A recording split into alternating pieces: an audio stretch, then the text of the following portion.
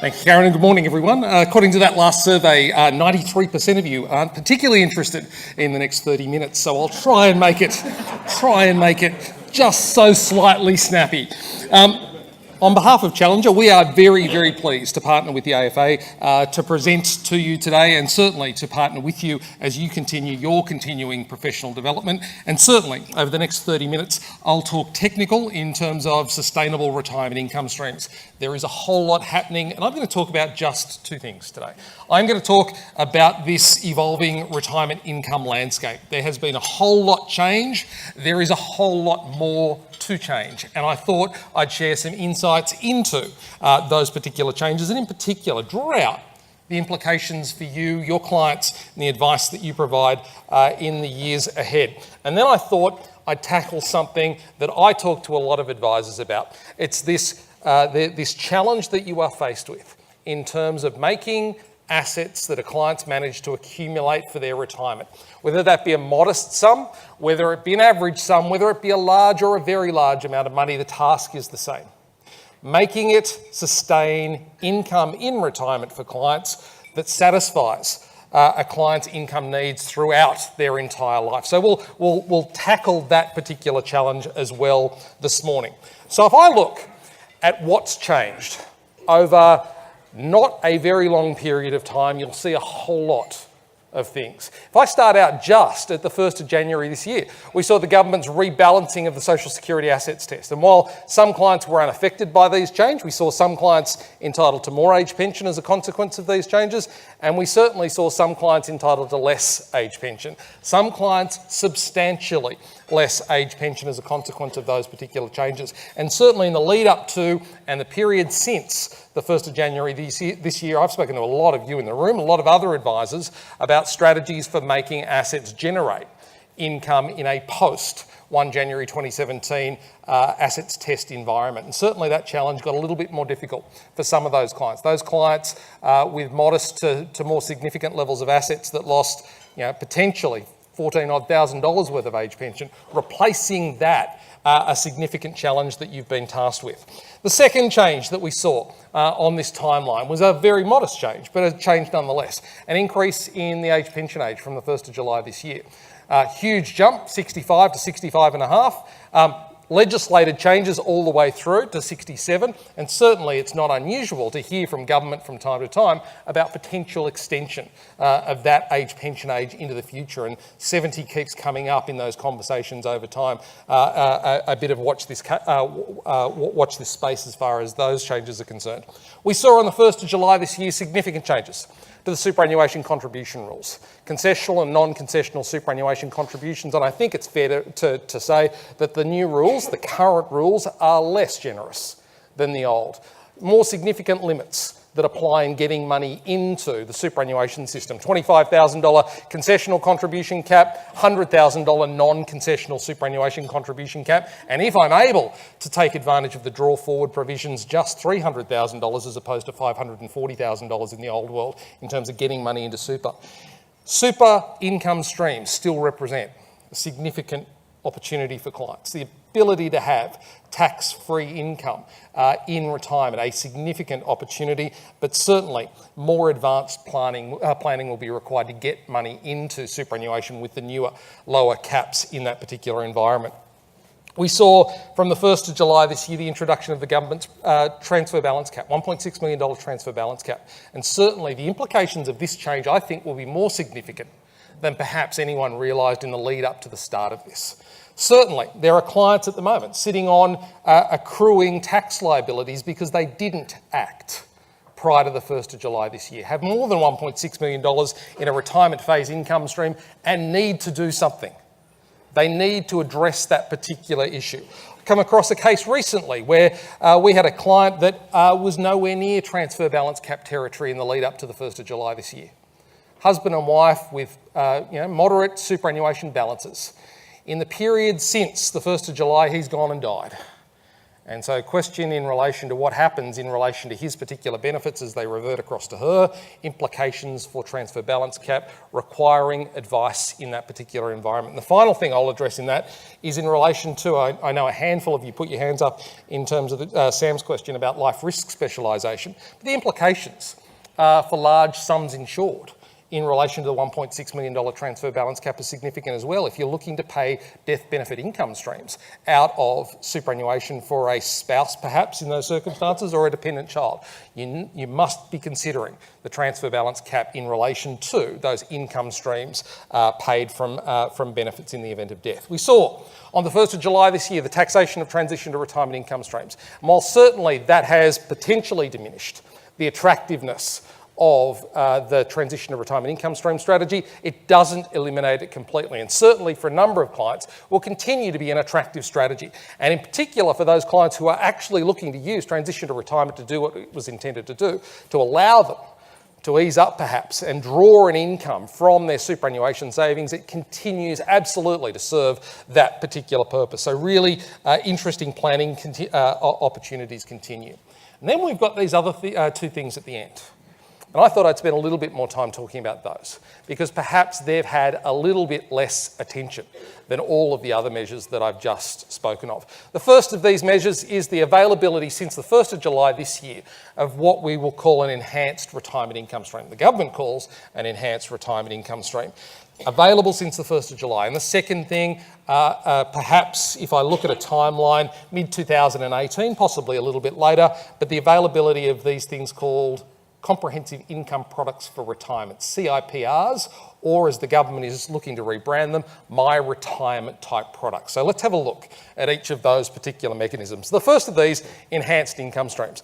The government undertook a review of retirement income streams, had a look and asked a few questions. First question, are SIS minimums appropriate for account-based pensions at their current levels?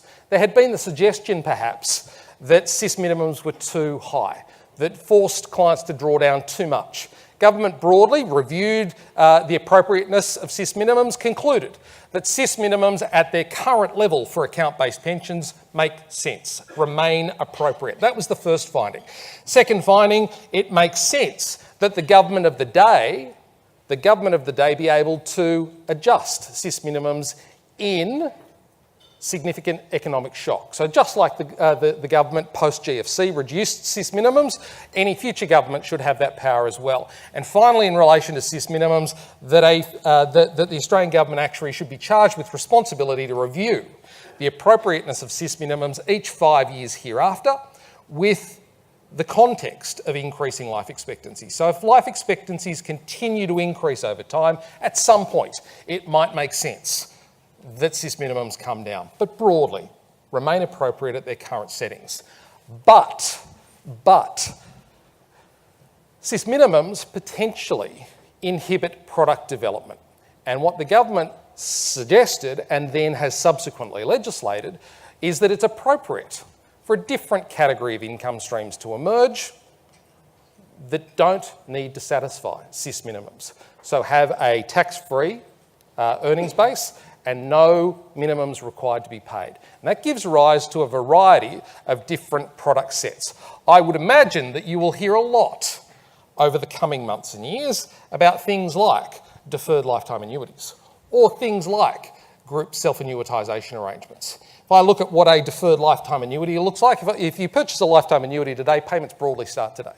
This will give the flexibility to start payments at a future date. And that brings with it, I think, some really interesting planning implications.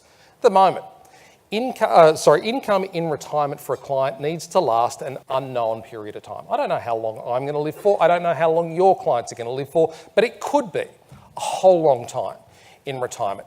What a deferred type product would allow you to do is have an end date to which you need to provide income payments. Because if you knew that from, say, age 80 or age 85, you had a guaranteed income stream kicking in that provided income for as long as the client lived thereafter, effectively you could use that commencement date as an end date for the balance of the client's assets. So a target date for generating income through to that particular thing. So I think that's a really interesting opportunity as far as that's concerned.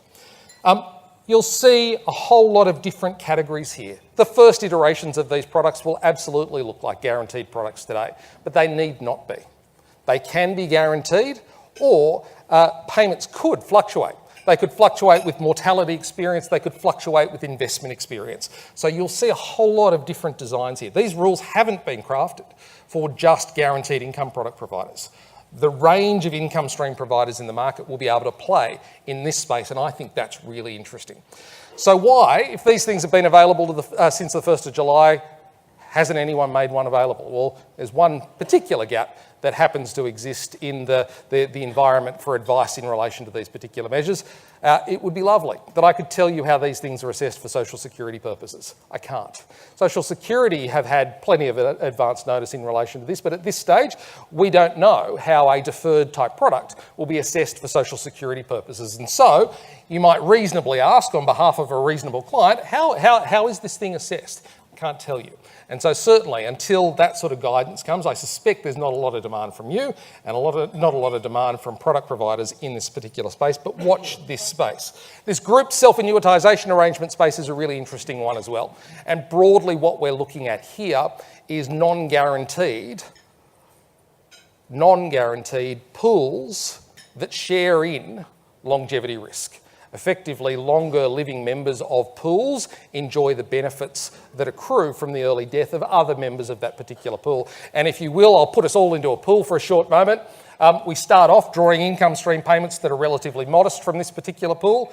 Some of us die along the way. And that allows the remaining pensioners to enjoy higher payments out of that particular pool of assets in those circumstances. I see a few nervous faces in the room. Please don't be so nervous. You won't know the people in the pool that are with you, so trust in the actuaries in that particular space. When pressed on this particular issue, I liken it to Hunger Games meeting retirement planning. I think that's kind of exciting. So watch this space as far as that's concerned. Second issue in this space I think is really exciting, is this concept of a My Retirement type product. If I use My and the superannuation system in quick succession, you might think My Super. And there are some distinct similarities here. There are some key differences. I'll point those out, key differences. But this is designed to represent some form of retirement income stream for members who mightn't have otherwise chosen a retirement income product in retirement, to act as a soft default type mechanism for retirement members. Government's consulted. That first consultation period has now closed, but Phil mentioned in his introduction the importance of your voice being heard in these consultations. The benefit of AFA membership, one of any number of benefits of AFA membership, is the ability to have your voice represented through the AFA at the table in these sorts of conversations, for example. And certainly, if I look at the definition that Treasury used to consult around comprehensive income products for retirement, they used this one to explain what these things are. They are what the government calls a mass customised product. They're not designed for me.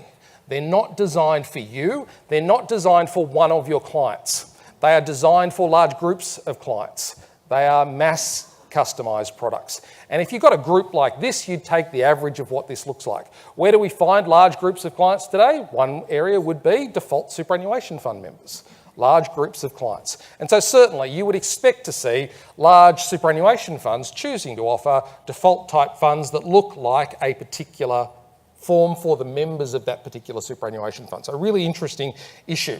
Will there be a role for advice in that? Absolutely, because not every member looks like the average of a superannuation fund in those circumstances. So that's the first point, mass customised products. The second issue is that they will be what the government calls composite retirement income products. And they'll have a number of different types of objectives.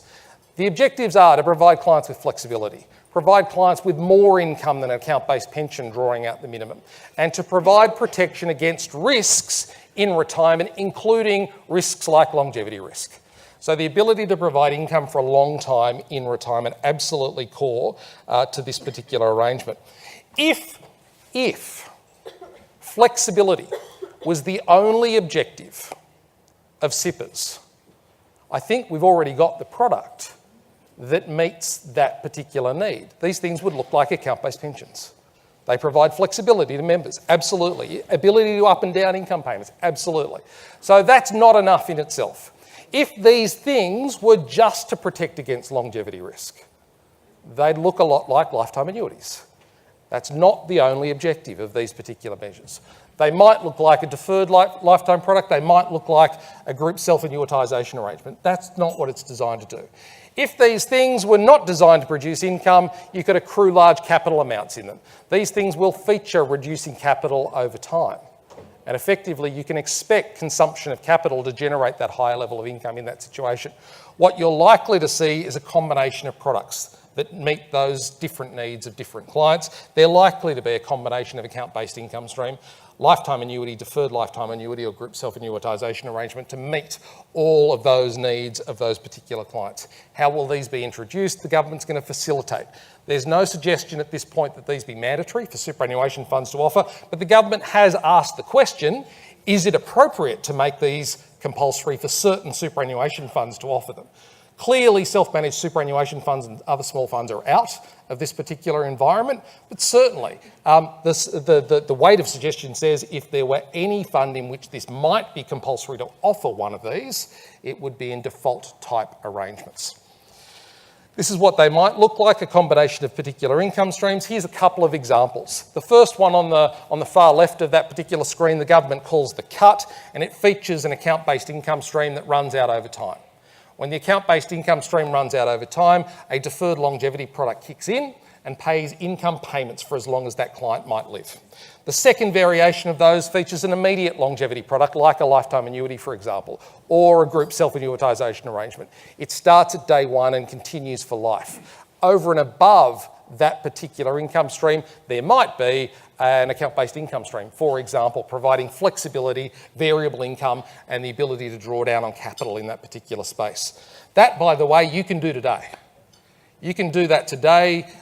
You might see this with a layer of account age pension across the bottom.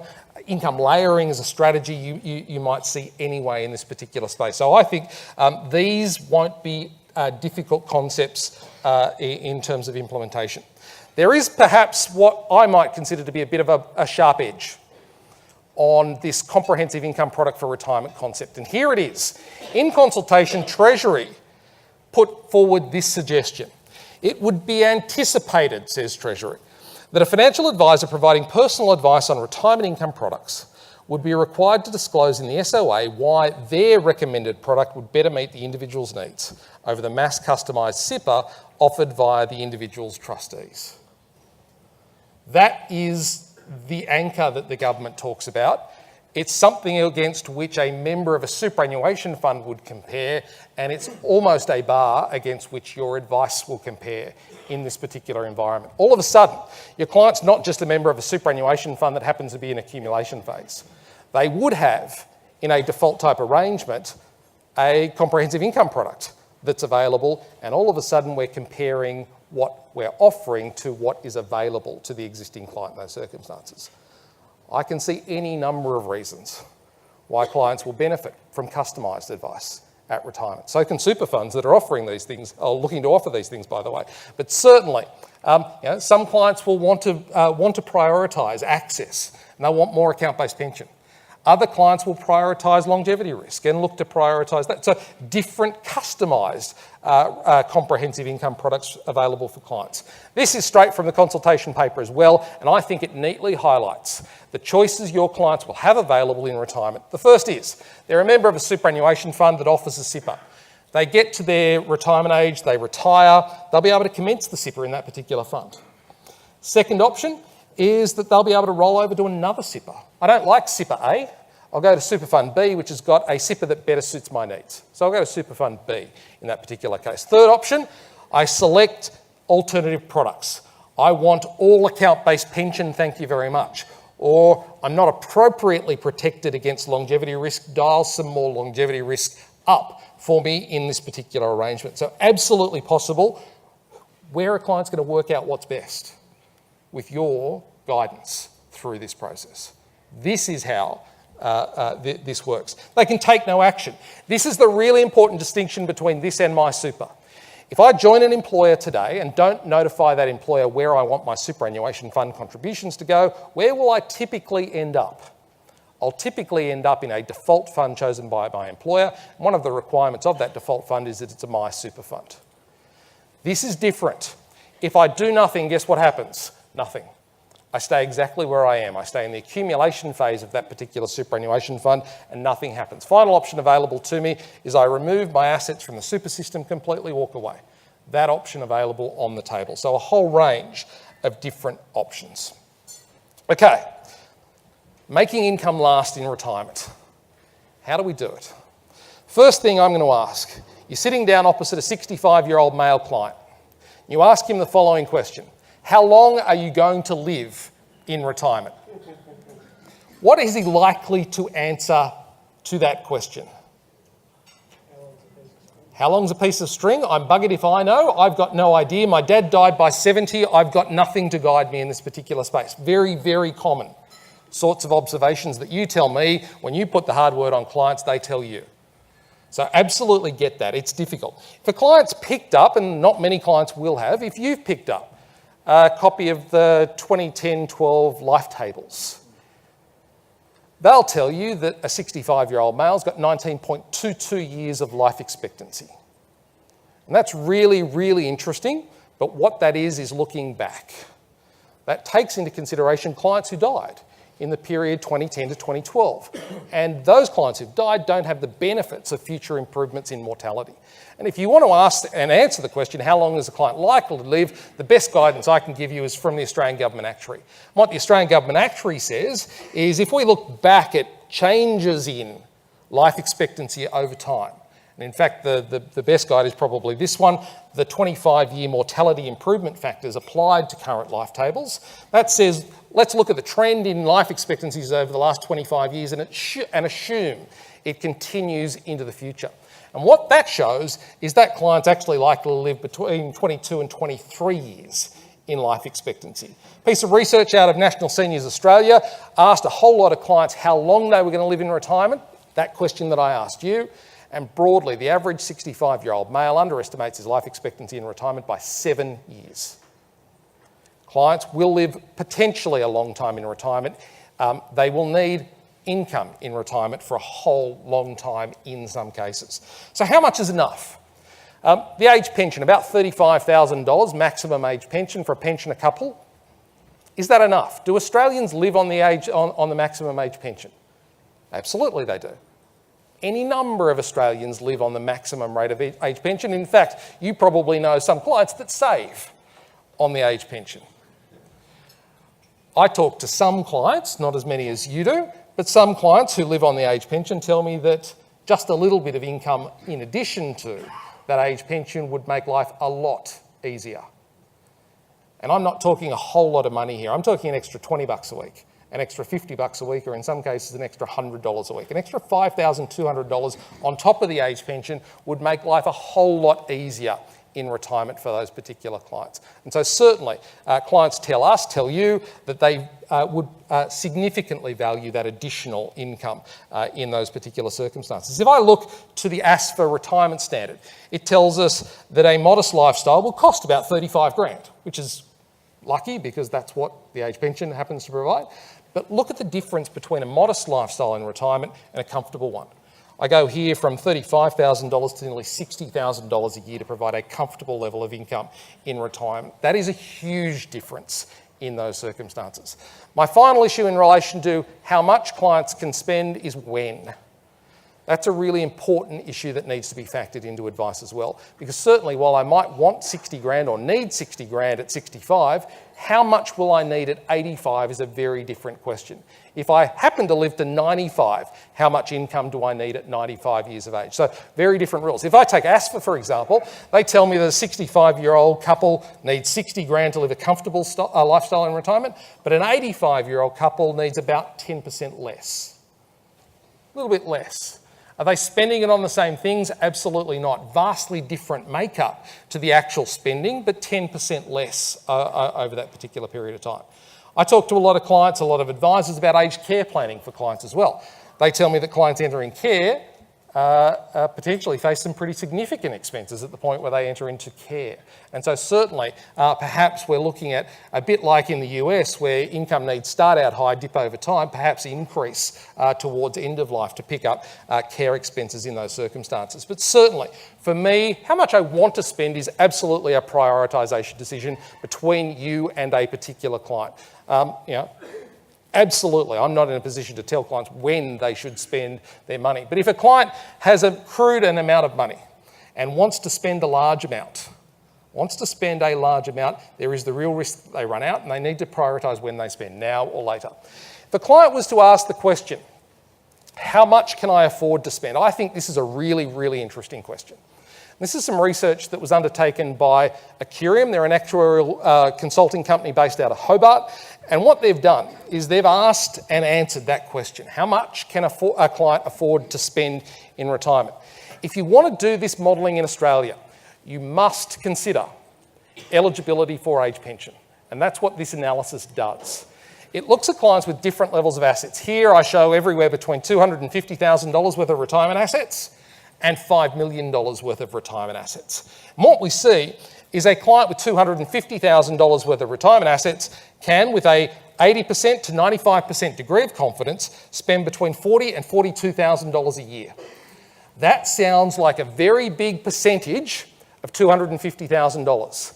That $40,000 to $42,000 they're spending, however, isn't all their own income and capital. That includes their social security entitlement, and a client who's got $250,000 is getting the full age pension and gets the full age pension through those sorts of projections. If I take a client with $500,000 worth of assets, they can afford to spend between $47,000 and $51,000, and at $1 million worth of assets, $59,000 to $67,000. First observation, I accrue 4 times the level of assets. I go from $250,000 to $1 million worth of assets, and my spending goes from $40,000 to $60,000. Not a huge increase in the level of income that I can afford to spend. That is means testing of age pension at work. That's the reality of the means tested age pension system that we're in. And if I want to exclude age pension altogether, I quite simply go to the very bottom of the chart and I show you what a client with $5 million worth of assets can draw. They can draw somewhere between 3.8 and 4.8% of their account balance and index that over time and be reasonably comfortable that they'll have assets available for, at the point of their death. So really interesting sort of analysis for that is concerned. There is the real risk, however, that clients run out of capital in retirement. All of those things concerned. Let's take a client scenario. Client couple, $300,000 each in account-based income streams, 2 objectives. I want $60,000 for as long as possible in retirement. Make that happen. That's your first task. Second task, if I run out of capital, I can't afford to live on the age pension, so I need more income. And in this particular case, I've assumed $41,000 worth of income for life in these particular situations. If I model this in an account-based income stream, it might look like this. I get income for a pretty long time. Using some default assumptions, income lasts out to about age 89, but these clients, there's a 50% chance one of them will be alive at age 93. I suspect we're running out of capital. Are these things default or assumption sensitive? You betcha. What happens if I get good returns? It lasts longer. What happens if I get poor returns? It runs out more quickly. So let's put some real numbers onto it. Let's show you 2 retirements for different clients. The green line at the top of this particular chart was a client who retired in 1992 with $600,000 worth of assets and drew a comfortable level of income off it. The bottom chart is the same client with the same level of income, exposed to the same investment markets in the reverse order. They retired in 2017 and went backwards in time all the way to 1992. The order of returns important. This is this concept of sequencing risk at play. So if I wanted to model that sequencing risk, how might I do it? I might use some stochastic type modelling, Monte Carlo type modelling to model all different types of market events. And so what we see here is 2,000 simulations of market returns over time. And what we see is that we're in fact only able to provide Ben and Nancy with income that they want of $60,000 in 16% of circumstances out to life expectancy. And in fact, only a 20% chance that we meet their needs. 80% failure rate in terms of meeting their needs. And so if I go back to this concept of a comprehensive income product for retirement, I'm going to layer in something to avoid that risk. Layer in some guaranteed income. I work for Challenger, I'll use a lifetime annuity, but you've got other solutions in this particular space, and I've mentioned a couple of them already. But if I use a guaranteed income, I'm going to take part of their defensive assets and allocate them to a lifetime annuity. I can make their account-based pension last longer.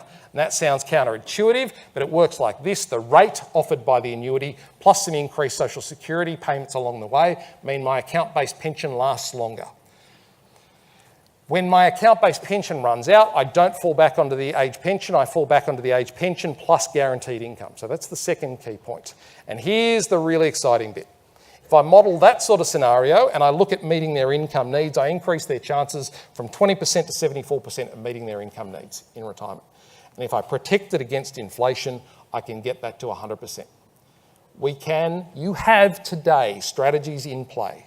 You have tools to be able to illustrate these sorts of benefits for clients and show the benefit of these sorts of arrangements.